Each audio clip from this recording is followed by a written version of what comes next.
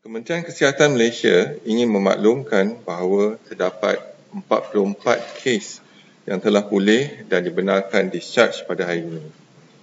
Ini menjadikan jumlah kumulatif kes yang telah pulih sepenuhnya dari jangkitan COVID-19 dan telah discharge daripada ward adalah sebanyak 259 kes.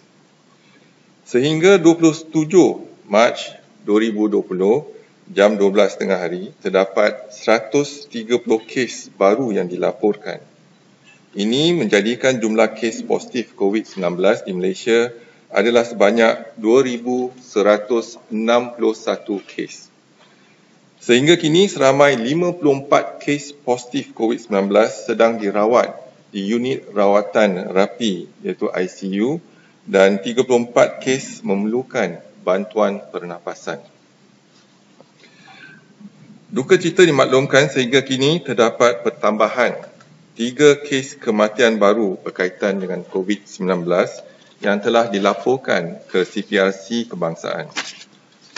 Ini termasuk 1 kes pelaporan yang disiarkan di laman Facebook Ketua Pengarah Kesihatan pagi tadi. Justru jumlah kumulatif kes kematian COVID-19 di Malaysia adalah sebanyak 26 kes, iaitu dengan kadar kematian 1.1%. Kes kematian ke-24, iaitu kes 1056, adalah seorang lelaki warga negara Malaysia berumur 35 tahun yang mempunyai sejarah perjalanan ke Bandung, Indonesia. Beliau dirawat di Hospital Kuala Lumpur pada 18 Mac 2020 dan disahkan meninggal dunia pada 26 Mac 2020 jam 9.30 malam. Kes kematian ke-25 iaitu kes 2032 adalah seorang lelaki warga negara Malaysia berumur 83 tahun yang mempunyai latar belakang penyakit kronik iaitu kencing manis, darah tinggi dan dislipidemia. Beliau dirawat di Hospital Raja Permaisuri Bainun pada 25 Mac 2020 dan disahkan meninggal dunia pada 26 Mac 2020 jam 6.55 petang. Kes kematian ke-26 iaitu kes 1321 adalah seorang lelaki warga negara Malaysia berumur 53 tahun. Beliau merupakan kontak rapat kepada kes positif COVID-19 iaitu kes 1309. Beliau dirawat di Hospital Sungai Buloh pada 22 Mac 2020 dan disahkan meninggal dunia pada 29 Mac 2020 pada jam 10.30 pagi. Kementerian Kesihatan Malaysia mengucapkan takziah kepada semua ahli keluarga mereka.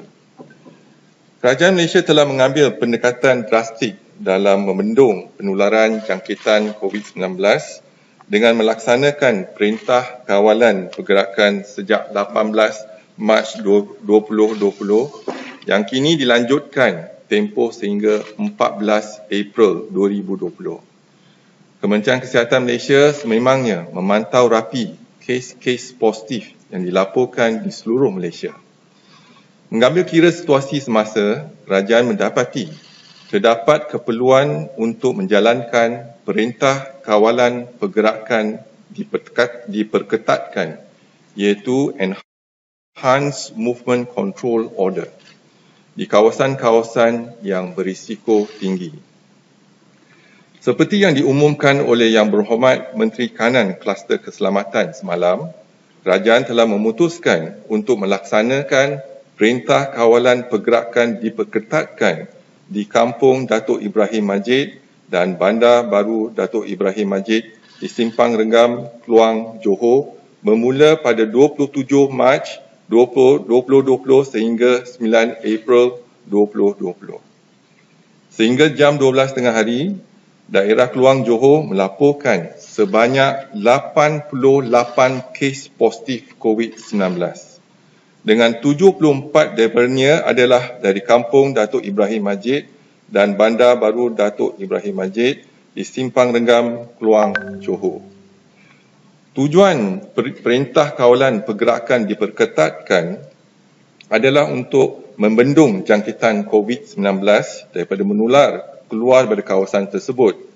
Dan bagi memutuskan rangkaian jaringan penularan COVID-19, langkah ini akan membolehkan aktiviti pengesanan secara aktif, iaitu active case detection, iaitu cari, uji, asingkan dan rawat dari rumah ke rumah dilaksanakan. Selain pada aktiviti nyah kuman dan nyah jangkitan COVID-19 dijalankan di kawasan berkenaan. Kementerian Kesihatan Malaysia mensasarkan 300 sampel ujian diambil setiap hari bermula hari ini. Persampelan akan diutamakan kepada golongan kontak rapat, individu yang bergejala dan golongan ataupun kumpulan yang berisiko tinggi. Untuk makluman, kerja pembersihan dan disinfeksi di tempat-tempat awam akan dijalankan dengan kerjasama Kementerian Perumahan dan Kerajaan Tempatan dan Majlis Daerah Simpang Renggam. Kerja pembersihan akan bertumpu di tempat-tempat tumpuan awam. Penerangan juga akan diberikan kepada semua penduduk tentang tata cara disinfeksi rumah yang betul. Perkhidmatan kesihatan di klinik Desa Datuk Ibrahim Majid masih diteruskan seperti biasa, manakala perkhidmatan kecemasan akan diselaraskan oleh Pusat Penyelarasan Perubatan Kecemasan. Kementerian Kesihatan ingin menasihatkan orang ramai agar mengamalkan nasihat-nasihat kesihatan yang telah diberikan oleh pihak Kementerian Kesihatan. Setiap rakyat Malaysia boleh memainkan peranan dalam menangani penularan jangkitan COVID-19 di Malaysia. Rakyat Malaysia diseru agar berada di rumah, mengamalkan jarak sosial iaitu penjarakan yang sekurang-kurangnya 1 meter dan kerap mencuci tangan dengan air dan sabun. Sekian, terima kasih. Kalau ada apa-apa soalan. Siasatan sedang dijalankan dan kita rasa ataupun daripada siasatan awal dapati mungkin ada 4 kluster yang berkaitan dengan jemaah tabligh. Ada 4 case index yang telah hadir ke perhimpunan di Seri Petaling dan mungkin mereka kembali ke kampung tersebut dan menghadiri majlis perkahwinan dan juga mungkin dalam solat jemaah dan sebagainya menjangkiti penduduk di kawasan tersebut. Dia ada, setakat ni yang disaring adalah 13,762 jemaah tabligh ya. Dan sampel yang telah diambil ialah 12,317 dan kes yang positif ialah 1,137, kes yang negatif ialah 6,623 dan yang pending ialah 4,557 kes. WHO advice tu ialah apabila kita menjalankan prosedur ataupun contohnya dalam prosedur intubation, intubasi. Jadi mungkin dalam masa intubasi itu ada virus tersebut, droplets tersebut boleh terdapat di udara. Jadi sebelum kita melaksanakan ujian tersebut, pastikan kita memakai PPP lah untuk protect kita. Tapi secara masa menjalankan prosedur.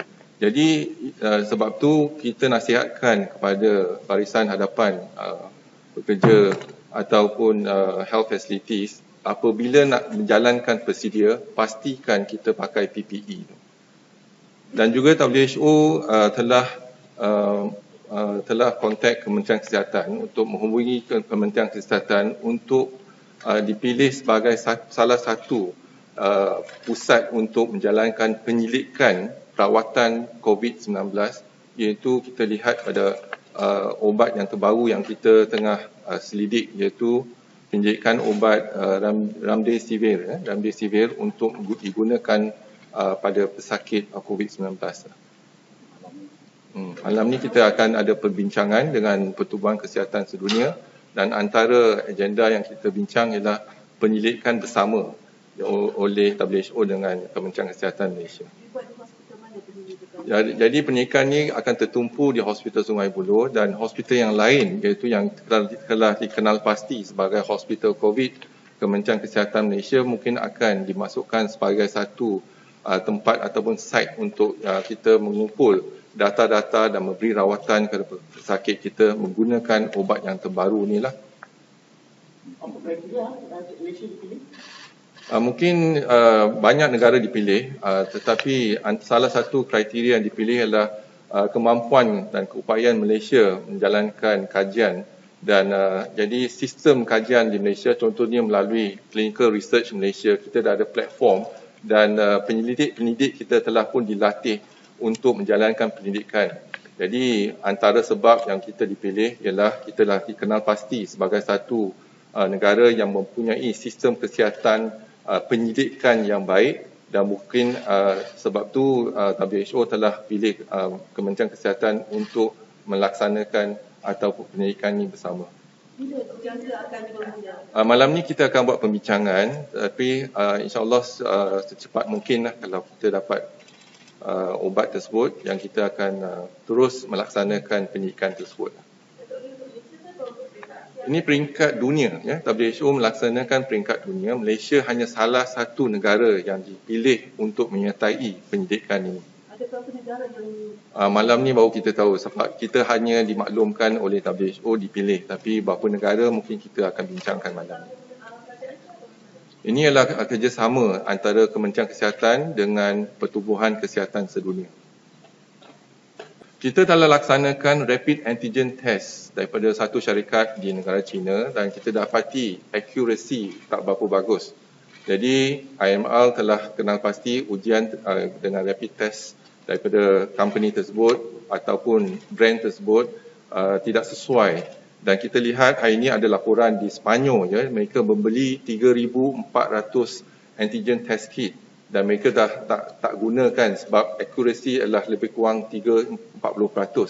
Jadi apabila kita nak laksanakan test tersebut, kita kena pasti sensitivity dia tinggi supaya kita dapat mengesan penyakit tersebut. Kalau sensitivity dia rendah, jadi test tu tak berapa tak harus digunakan. Ubat ni WHO akan kenal pasti ubat Remdesivir, REMDESIVIR. Jadi ubat ni telah dikenal pasti sebagai ubat yang boleh digunakan untuk COVID-19. Sama ada data saintifik dia mujarab ke tidak, kita kena laksanakan penyidikan. Jadi kita ada pesakit dan ubat pun akan diberikan oleh WHO, kita akan membuat penyidikan bersama.